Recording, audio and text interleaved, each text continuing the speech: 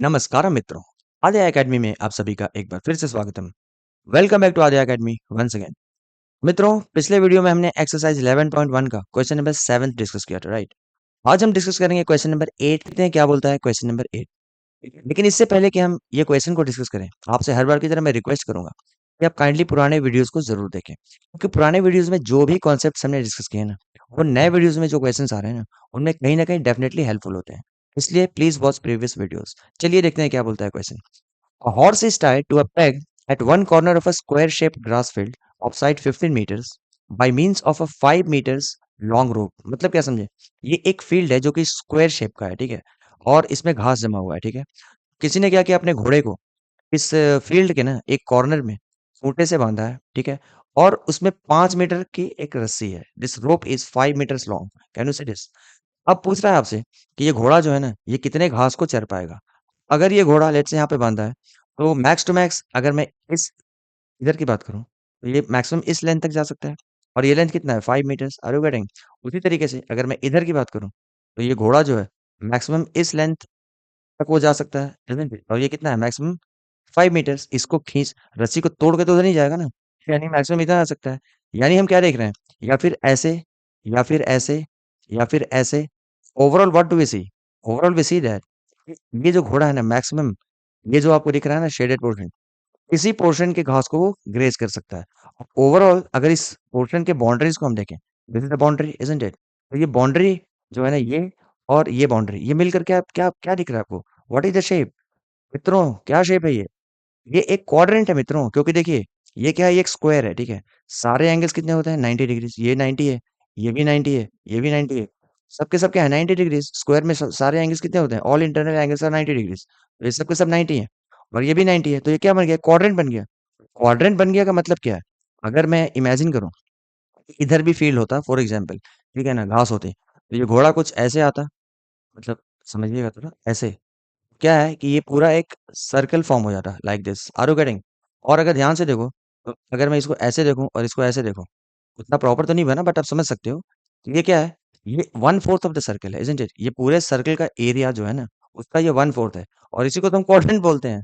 यानी कि मित्रों, हमें इस क्वाड्रेंट का एरिया फाइंड करना है, क्योंकि इस क्वाड्रेंट के अंदर जो घास है ना, वही ये घोड़ा चल सकता है। ओके फ्रेंड्स, तो आई होप आपको कॉन्सेप्ट समझ में आ गया होगा। ओके, तो मित्रों, इसको थोड़ा ईज़ी करने के लिए हम क्या करेंगे कि एक स्क्वायर ड्रॉ करता हूँ मैं, ठीक है? क्यों? क्योंकि फील्ड जो है ना, वो स्क्वायर शेप का है।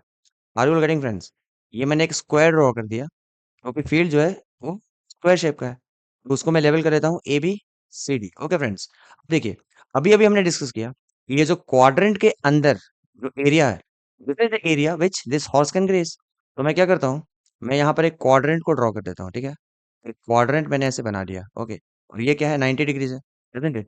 यानी कि इस क्वाड्रेंट के अंदर जो एरिया है ना, that is the area which this horse can graze. क्योंकि फर्स्ट पार्ट में क्या बोल रहा है? What is the area of that part of the field in which the horse can graze. So पहला हम कैसे स्टार्ट करें? Area that horse can graze. Okay friends, area that horse can graze is equal to what? Is equal to the area of this quadrant, is equal to area of quadrant, isn't it? और quadrant क्या होता है मित्रों? हमने intro video में अच्छे से discuss किया है। Quadrant is a special kind of sector, isn't it? So indirectly ये क्वाड्रेंट क्या है? क्वाड्रेंट इज अ सेक्टर जिसका कि एंगल कितना है? 90 डिग्रीज।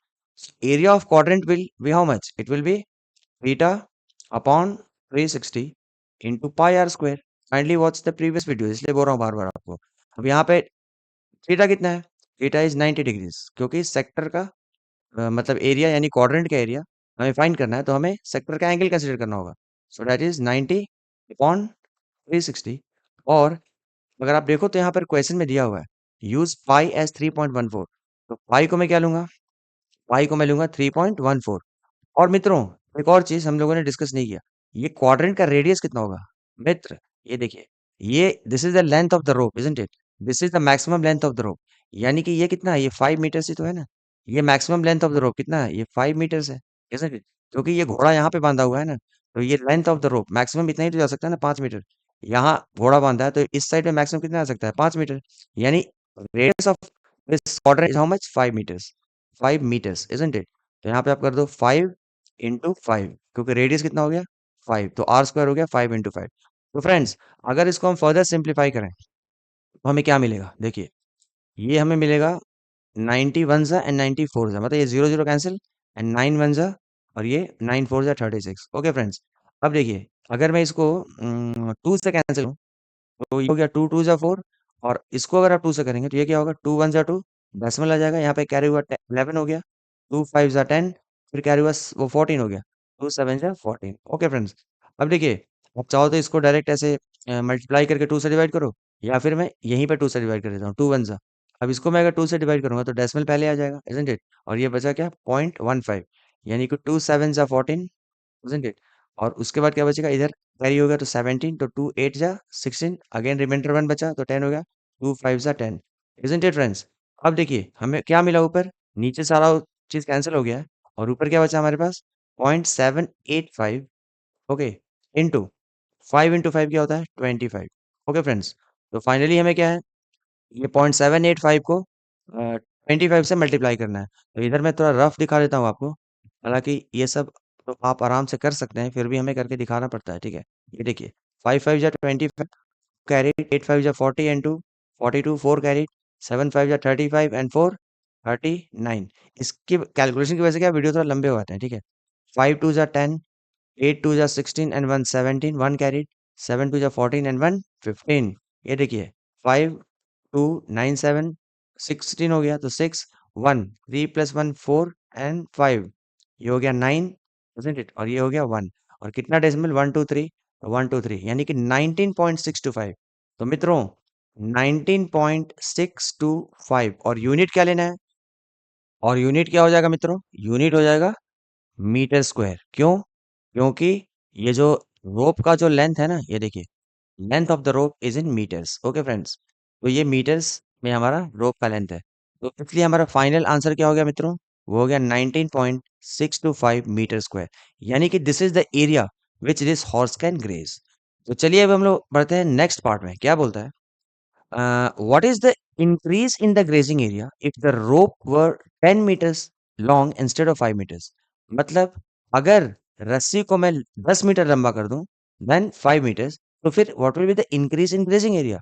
तो मित्रों, इसको समझने के लिए अब क्या करते हैं, मैं थोड़ा सा कलर चेंज करता हूँ, ठीक है? ये देखिए, अब ये क्या बोल रहा है कि अगर इस घोड़े को अब मैं 5 मीटर नहीं बल्कि 10 मीटर लंबे रस्सी से बांध दूं, यानी कि मान लीजिए यहाँ पर है, और ये ग्रीन पार्ट जो है ना, वो अब नया रस्सी हो गया 5, मान लीजिए अब रस्सी का लेंथ ये हो गया, समझे? मतलब ये मान लीजिए 10 मीटर है, ओके, शेप तो वही रहेगा ना, घोड़ा आप क्या करेगा? अब इधर से 10 मीटर जाएगा, और इधर से भी 10 मीटर लंबा जा सकता है मैक्सिमम, isn't it? और जस्ट लाइक दिस, ये जैसे क्वाड्रेंट हो रहा था, यानी कि यहाँ भी एक ऐसे क्वाड्रेंट फॉर्म हो जाएगा, और इट्स क्वाड्रेंट, ये जो क्वाड्रेंट बन रहा है ना अभी, ये हरा पार्ट, ये देख रहे हैं, दिस इज 10 मीटर्स, ये 10 मीटर्स, यानी अब ये जो हरा वाला क्वाड्रेंट है ना, उसके अंदर जितना भी एरिया है, उसको मैं 9 से करता हूँ, देखिए, बड़े वाले क्वाड्रेंट में, यानी ग्रीन कलर के क्वाड्रेंट में जितना भी एरिया है, this is the area now which this horse can graze. Are you getting? और ये कितना है, रस्सी का लंबा हो गया, रस्सी जो है ना, वो अब 10 मीटर लंबा हो गया, यानी कि यहाँ से यहाँ तक जो रोप का लेंथ हो गया ना, अब वो 10 मीटर्स हो गया। ओके फ्रेंड्स, और या फिर इसको भी आप 10 मीटर्स बोल सकते हैं। तो देखिए हमें क्या बोल रहा है, what is the increase in grazing area? पहले तो हमें ये देखना पड़ेगा कि अब अगर 10 मीटर लंबा रस्सी है तो कितने एरिया को वो ग्रेज करता है, राइट? और उसके बाद पहले कंपैरिजन में ये कितना इंक्रीज हुआ, तो अगर आप ध्यान से देखेंगे तो ये अगर मैं बड़ा वाला क्वाड्रेंट है, ओके, उसमें से अगर मैं इस छोटे वाले क्वाड्रेंट को सब्ट्रैक्ट कर दूं, समझ में आ रहा है? क्योंकि मुझसे पूछ रहा है what is the increase in grazing area, तो देखिए पहले तो ये पूरे एरिया को ग्रेज कर रहा था, अब अगर ये पार्ट को देखा जाए ना, ये पार्ट जो कि मैं इस तरीके से शेड कर रहा हूँ, ये जो है ना, यही अपना एक्स्ट्रा पार्ट है which is this horse is grazing, extra part है ना, यही तो है। तो ये मुझे कैसे मिलेगा? अगर बड़े वाले क्वाड्रेंट में से अगर मैं छोटे वाले क्वाड्रेंट के एरिया को सब्ट्रैक्ट कर दूं, तो मुझे ये एरिया मिल जाएगा। Are you getting friends? What is the increase in grazing area? तो increase in grazing area will be what? तो मित्रों, इसको थोड़ा इजी करने के लिए हम क्या करते हैं, पहले हम फाइंड करेंगे एरिया ऑफ बिगर क्वाड्रेंट, ठीक है? ये बड़े वाले क्वाड्रेंट का एरिया फाइंड कर लेते हैं। तो सेकंड पार्ट को कैसे स्टार्ट करें मित्रों? पहले हम फाइंड करते हैं what is the area of bigger quadrant. Okay friends, area of bigger quadrant के लिए क्या फॉर्मूला लगाएंगे? ऑब्वियसली सेक्टर का ही फॉर्मूला, जैसे यहाँ पर किया था, ठीक है, कितना theta by 360 into pi r square. But be careful, इस बार रेडियस जो है ना बड़े वाले क्वाड्रेंट के लिए वो है 10 मीटर्स, क्योंकि रस्सी का लेंथ अब 10 मीटर्स हो चुका है।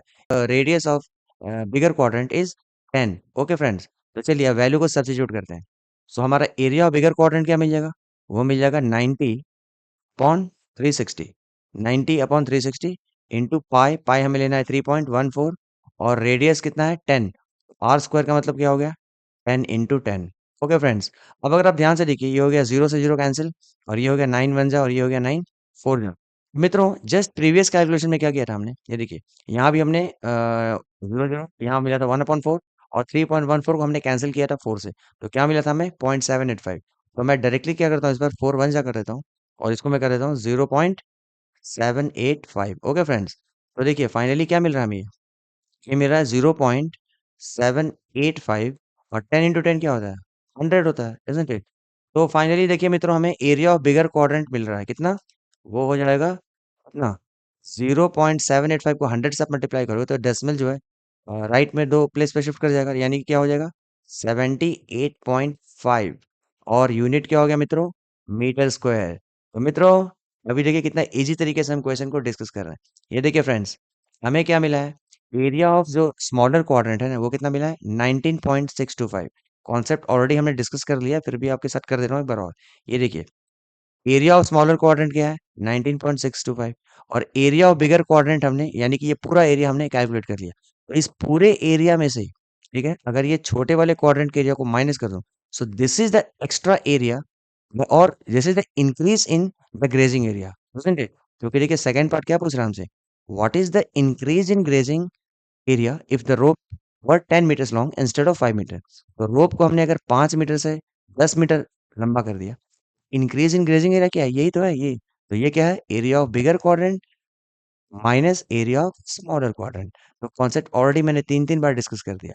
तो डायरेक्ट अब हम लास्ट स्टेटमेंट क्या देंगे मित्रों, that increase increase in grazing area, increase in grazing area will be how much, will be area of bigger quadrant कितना मिला 78.5, isn't it, minus area of smaller quadrant कितना मिला हमें 19.625, ये हमें 19.625 मिला था। तो 78.5 माइनस 19.625 माइनस 19.625। ओके फ्रेंड्स, तो हमें फाइनली क्या आंसर मिलेगा, चलिए इधर रफ में करके देख लीजिए, 78.530, डेसिमल के बाद ये 3 डिजिट है इसलिए मैंने 2 जीरो और लगा दिया, एंड माइनस 19 कर दीजिए, माइनस 19.625। तो मित्रों 10 माइनस 5 क्या होता है 5, 9 माइनस 2 क्या होता है 7, और यहाँ बचा 4, 14 माइनस 6 क्या होता है 8, यहाँ क्या बचा 7, तो 17 माइनस 9 क्या होता है 8, और यहाँ क्या बचा 6, तो 6 माइनस 1 क्या होता है 5। तो मित्रों 58.875, so this is equal to 58.875 unit क्या होगा मित्रों, मीटर स्क्वायर। समझ में आया आप लोगों को। सो ग्रेजिंग एरिया में इतना इंक्रीमेंट हो जाएगा, ओके, यानी अब वो घोड़ा जो है इतना ज्यादा घास को चर पाएगा। तो मित्रों आई होप आप लोगों को मेरा एक्सप्लेनेशन समझ में आया होगा। आई नो कि मैं थोड़ा एक ही चीज को 2 3 बार बोल देता हूँ, बट वो आपके भले के लिए ही बोलता हूँ। ओके मित्रों, तो अगर आप लोग को ये कॉन्सेप्ट समझ में आया तो प्लीज प्लीज वीडियो को लाइक कीजिए, और अपने ढेर सारे मित्रों के पास शेयर कीजिए। ओके, क्योंकि अगर आप शेयर करेंगे और वीडियो को लाइक करेंगे तो इसमें क्या होता है, हमें मोटिवेशन मिलता है, isn't it? थोड़ा एनर्जेटिक फील करता हूँ फ्रेंड्स। तो चलिए मिलते हैं अपने अगले वीडियो में, तब तक के लिए bye bye, take care, enjoy.